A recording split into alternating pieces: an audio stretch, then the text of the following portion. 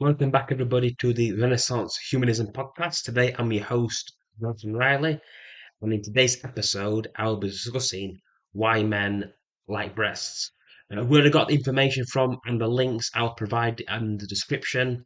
The information that I'm also going to be talking about is also relative as well between different cultures, again, which will also be discussed in this podcast. There are many reasons why heterosexual men like big breasts. The reasons are many related to health, nutrition, and even social and economic income system. If you're reading this from the UK, with some studies stated that more prosperous men are more interested in smaller breasts and poorer men are more interested in larger breasts. The reason for this is linked to poverty, with the perception that a woman with larger breasts has more fat reserves, while a more prosperous man doesn't care about fat reserves because he has the financial wealth and other resources to keep his woman fed.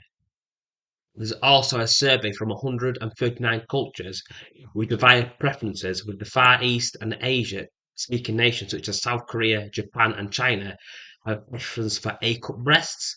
For Russian Federation and Scandinavian countries and cultures, they prefer D-cup breasts, if not larger.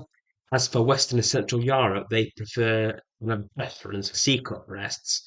For North America, they prefer D-cup breasts, particularly in the United States. Canada, it's C-cup. As their preferences are between A and B cups for the continent of Africa as well. Men from these nations come from different countries and economies, which can impact their preferences for different sizes and shapes of women. This can also be highly linked to poverty and wealth in those nations. It's been found in some African societies that due to AIDS epidemics and other sexual transmitted diseases that men in those countries prefer women that are larger. And still, when those men moved to Western countries such as from Nigeria and moved to the United Kingdom, they developed more of a Western European attitude to sexual preferences. Uh, Same as other men within that society as well. A woman's breast size can also be linked to their age or maturity as well, or the perception of maturity on the part of the man, because the man views the woman who has a larger cup size as being more mature and ready to be bearing children. Keep in mind these are from an environment where men and women died and married young, so it can be hard to keep track of women's age as well. Have a good guess as well if they're not from outside that society or they have problems keeping track of time. Males with primitive tribal sides have to use their visuals to guess when the woman is ready to be married and have children. Furthermore, in contemporary social environments, if a woman should let's just say she's a young girl, develops her breast size around about 12, 13 years old, other women and teachers will perceive her as older and therefore expect her to act older and subconsciously expect her to behave differently as well, act more mature than actual age as well. I've never been a woman. I'm not a woman. I'm what you call a standard bloke with the standard factory settings. I do remember from my time at high school when women started to develop, when young girls started to develop, particularly those that were early developers, they act differently as well.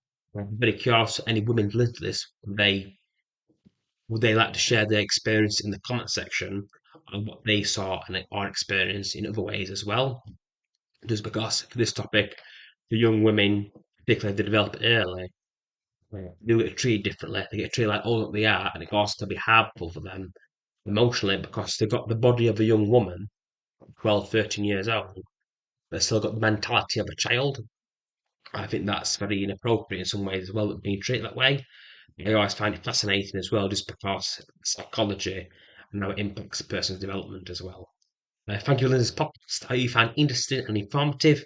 Please don't forget to subscribe and also to follow me on my Medium blog as well. Much appreciated.